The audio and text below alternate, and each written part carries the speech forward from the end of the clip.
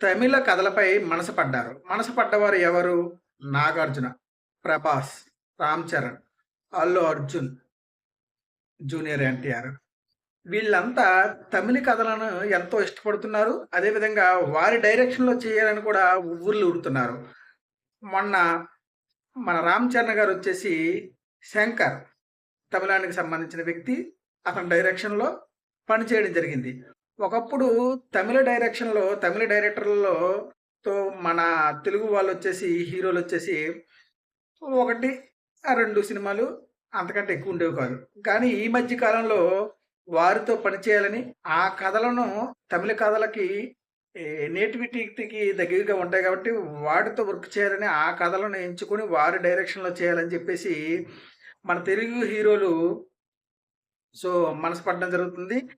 అదేవిధంగా 'రామ్ చరణ్', 'ప్రభాస్', 'అల్లు అర్జున్', జూనియర్ ఎన్టీఆర్, 'నాగార్జున' కూడా ఈ మధ్య ఏదో సినిమా తమిళానికి సంబంధించిన సినిమా షూటింగ్‌లో బిజీగా ఉన్నారు.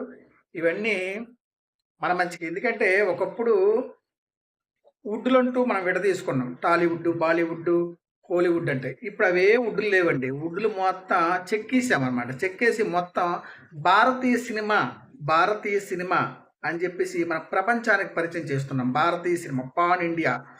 తర్వాత ఈ భారతీయ సినిమా కాస్త వరల్డ్ బ్యాండ్ అయిపోద్దండి. ఎందుకంటే అంత బాగా మన భారతీయ సినిమాలో అంత బాగా ఇప్పుడు ఏ ప్రాంతం వారు కానివ్వండి, ఎందుకంటే మనమంతా భారతీయులు. ప్రతి ఒక్కరి టాలెంట్‌ని మనం తీసుకోవాలి. అతను ఏ భాషకు సంబంధించిన డైరెక్టరా అని ఆలోచించకుండా తీసుకున్నప్పుడు ఏమవుతుందంటే, వాళ్ళు కూడా మన కథలను తీసుకోవడానికి ఇష్టపడుతున్నారు. మన కథలను కూడా పొరుగు సంబంధించిన రాష్ట్రాల వారు తీసుకుంటున్నారు, చేస్తున్నారు. అలాగే మనకు కూడా అతని కథలు నచ్చినప్పుడు, అతని డైరెక్షన్ నచ్చినప్పుడు చేయడంలో తప్పు లేదు. కాకపోతే ప్రతి ఒక్కరికి సమన్యాయం అనేది జరగాలి. యాక్టింగ్ పరంగా అంటే అందరూ బ్రతకాలి. టెక్నీషియన్స్ నుంచి చిన్న దగ్గర బాయ్ దగ్గర నుంచి ప్రతి ఒక్కరికి సమన్యాయం జరిగేలా చర్యలైతే తీసుకోవాలి. సో అదేవిధంగా కథల విషయానికి వచ్చేసరికి మీరు అక్కడ ఇక్కడ ఎత్తుకోక్కర్లేదండి. మన తెలుగు పీపుల్‌లోనే, మన తెలుగు పబ్లిక్‌లోనే చాలామంది యువత దగ్గర మంచి మంచి కథలున్నాయి. సో మా దగ్గర నుంచి తీసుకోండి కథలు. మా కోసం ప్రత్యేకంగా ఏదైనా ఏర్పాటు చేయండి. మీకు మంచి మంచి కథలు కూడా మేము రెడీగా ఉన్నాం. బీభత్సమైన కథలున్నాయండి మా దగ్గర. అట్లాంటి కథలు కాదు. తమిళ సంబంధించిన రైటర్లు కావచ్చు, నేటివిటీకి సంబంధించినట్టు ఎట్టా రాస్తారో అంతకు మించి రాసేలా మన తెలుగులోనే చాలామంది యువత అయితే మంచి మంచి కథలు పట్టుకొని తిరుగుతున్నారు కానీ అవకాశాలు లేవు. ఎలా ఎళ్ళాలో తెలియటం లేదు. సో దయచేసి మాలాంటి వాళ్ళకి కనుక ఏ విధంగా ఏ ప్లాట్ఫారం క్రియేట్ చేసేసి మమ్మల్ని తీసుకెళ్తారనేది మీరు ఆలోచించాలి. అప్పుడు మంచి మంచి కథలు పుట్టుకొస్తాయి. మీరు ఎవరి మీద ఆధారపడే అవసరం. మన తెలుగు ఇండస్ట్రీలో ఉత్తరాంధ్ర దగ్గర నుంచి, రాయలసీమ దగ్గర నుంచి మన అన్ని జిల్లాల్లో చూసుకుంటే మన 2 తెలుగు రాష్ట్రాల్లో పిచ్చ కథలు యువత దగ్గర ఉన్నాయి. ఆ కథలు కనుక బయటకొస్తే మన పాన్ ఇండియా షేక్ అయిపోతుందండి. అంత మంచి కథలతో రెడీగా ఉన్నారు. కాకపోతే మీరు మాలాంటి వాళ్ళని ముందుకు తీసుకురావడానికి సంకోచిస్తున్నారు. ఎందుకో మరి తెలీదు. సో మాకు ఒక మంచి అవకాశం కనుక మీరు చూడండి మన భారతీయ సినిమాని. ఎందుకంటే నేను ఉర్దూతో మాట్లాడలేదు. మన భారతీయ సినిమాని, మన తెలుగు లాంగ్వేజ్‌ని ఎక్కడో తీసుకెళ్ళి పెట్టే దమ్ము మన 2 రాష్ట్రాల తెలుగు ప్రజలకి ఉందని నేను నమ్ముతున్నాను. మాలాంటి వాళ్ళ కోసం, మాలాంటి రైటర్ల కోసం ఒక అవకాశం ఇచ్చి చూడండి. మంచి మంచి కథలు పుట్టుకొస్తాయి. ఈ వీడియోని నిజంగా నా దగ్గర కథలున్నాయి. కానీ సో నా కథని ఎవరికి వినిపించినా సరే కాపీ చేస్తారు. ఇవన్నీ చేస్తారు అనుకునేటప్పుడు ఈ వీడియోని షేర్ చేయండి. ఎందుకంటే మన తెలుగు నిర్మాతలు కావచ్చు, డైరెక్టర్లు కావచ్చు, హీరోలు ఈ వీడియో వెళితే ఎంత టఫ్ ఉంది యువతలోన. మనం ఎందుకు వాళ్ళ దగ్గర నుంచి కథలు తీసుకోవాలి? ఎంతసేపు మనం మన లోపల ఉన్న కథలను ఎంచుకుంటున్నాం. ఈ డైరెక్టర్లు ఏది చెప్తే అదే అంటున్నాం తప్ప బయట మంచి మంచి నాలెడ్జ్, ఎందుకంటే ప్రతి ఒక్కరు యువత చదువుకొని ఉన్నారండి. మంచి నాలెడ్జ్‌తో ఉన్నారు. సో ఆ నాలెడ్జ్‌ని ఇప్పుడు 'చావా' సినిమా తీసుకోండి. ఏ సినిమా తీసుకున్నా ఒక హిస్టారికల్ మూవీ బ్యాక్‌గ్రౌండ్ అవుతుంది. దానికి ఎంత నాలెడ్జ్ ఉండాలి. కొన్ని సార్లు సినిమాలో తప్పులు దొరుకుతున్నాయంటే ఆ డైరెక్టర్ కూడా ఏమి పీజీలు చేయలేదు కదా!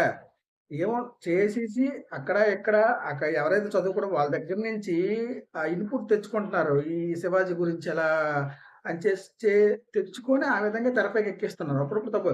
అదే ఒక చదువుకున్న యువత పిచ్చగా ఉందండి. ఎందుకంటే ఎలాంటి కథను ఇవ్వడానికైనా సిద్ధంగా ఉంది. మీరు లైన్ చెప్పినా సరే దాన్ని డెవలప్ చేసే విధంగా సిద్ధంగా ఉంది. అదేవిధంగా మా కథలు తీసుకున్నా సరే మేము సిద్ధంగా ఉన్నాం. సో, ఈ వీడియోని ప్రతి ఒక్క నేను రైటర్‌గా ఎదగాలి, నేను రైటర్‌గా నిలదొక్కుకోవాలి, మాలాంటి వాళ్ళకి అవకాశాలు ఉండాలంటే ఈ వీడియోని ప్రతి ఒక్క డైరెక్టర్‌కి, హీరోకి, ప్రతి ఒక్కరికండి. మన తెలుగు 2 రాష్ట్రాల్లో ఉన్న ప్రతి హీరోకి, ప్రతి డైరెక్టర్‌కి, ప్రతి ప్రొడ్యూసర్‌కి వెళ్ళేలా చేయండి. వాళ్ళు ఏదో ఒక ప్లాట్‌ఫార్మ్ క్రియేట్ చేసి మనలాంటి వాళ్ళకి అవకాశాలు ఇస్తే గనక మంచి మంచి కథలను తీసుకురావడానికి మేము సిద్ధంగా ఉన్నాం. ఆల్రెడీ ఒక్కొక్కరు పిచ్చ పిచ్చ కథలతో మేము నేను ఈటీవీ ప్లస్ ఈటీవీ భారత్ సంబంధించిన ఒకసారి కథల పోటీలు, రైటర్స్ పోటీకి సంబంధించి మేము వెళ్ళినప్పుడు మేము ఎన్నో కథలు తీసుకెళ్ళామండి. సో, మా కథలను విన్నారు, తర్వాత వదిలేసారు. ఆ వెర్షన్‌లో ఒక్కొక్కసారి ఏదైనా వచ్చేటప్పుడు ఏమవుతుందంటే, ఇది నా కథ కదా అనే భావన ఉన్నా సరే మనం అక్కడ ఫైట్ చేయలేము. ఎందుకంటే 100 మందిని కథలు రాయమన్నప్పుడు వాళ్ళేం చెప్తారంటే, 100 మందిలో ఇద్దరు ప్యారలల్‌గా జరుగుతది. సో, మేము ఆ కథలే తీసుకున్నాం. మీది కాపీ చేయలేదంటారు. సో, ఇవన్నీ కాదండి. మాకొక ప్లాట్‌ఫార్మ్ క్రియేట్ చేయండి. మా కథలు బయటకు రాకుండా చెయ్యండి.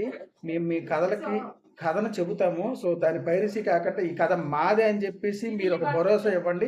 మంచి మంచి కథలు ఇవ్వడానికి మేము రెడీగా ఉన్నాము. ఏ ప్లాట్‌ఫార్మ్ క్రియేట్ చేస్తారా? ఎక్కడ పోటీలు పెడతారా? ఒక టీవీ ఛానల్ ద్వారా పోటీ పెడతారా? మంచి మంచి కథలు తీసుకోండి. పిచ్చ కథలు వస్తాయండి. ఎందుకండి అసలు నాకు అర్థం కాదు. కథల కోసం వెయిట్ చేస్తున్నారు. మంచి కథ దొరకాలి. ఎందుకు దొరుకుతది చెప్పండి? ఎవరో డైరెక్టర్‌కి ఒక పెద్ద డైరెక్టర్ హీరోని కలవగలడు తప్ప మాలాంటోళ్ళు కలవరాడు.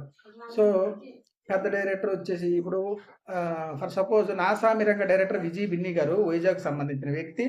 విజయ్ బిన్ని గారు 'నా సామి రంగ' తర్వాత ఏ డైరెక్షన్ చేయలేదు. కానీ విజయ్ బిన్ని గారు తీసుకోవాలంటే మాలాంటి వాళ్ళు తీసుకుంటే మంచి మంచి కథలు వస్తాయి. ఆయన కూడా ఏంటి, కథలు రాసుకోవడానికి గోస్ట్ రైటర్లు ఇవన్నీ ఎతుక్కోవాల్సిన పరిస్థితి వస్తుంది. సో, నిజంగా ఒక డైరెక్టరు ఒక సినిమా తీసిన తర్వాత ఒక 4, 5 సంవత్సరాలు వెయిట్ చేస్తానంటే కథలు దొరక్క వాళ్ళ దగ్గర ఉన్న గోస్ట్ రైటర్లు కూడా వీళ్ళు చెప్పే లైన్ డెవలప్ చేయలేక ఏం జరుగుతుంది? ఎందుకింత వెయిటింగ్? మంచి మంచి కథలు మా దగ్గర ఉన్నాయి. తీసుకోండి, తీసుకునే ప్రయత్నం చేయండి. అందరం ఎదుగుతాము. మీరు ఎదగాలి, మేము ఎదగాలి. జై హింద్, జై భారత్. ఆ వీడియో కనుక నచ్చినట్లయితే please like, share, comment and subscribe. Manas Satya.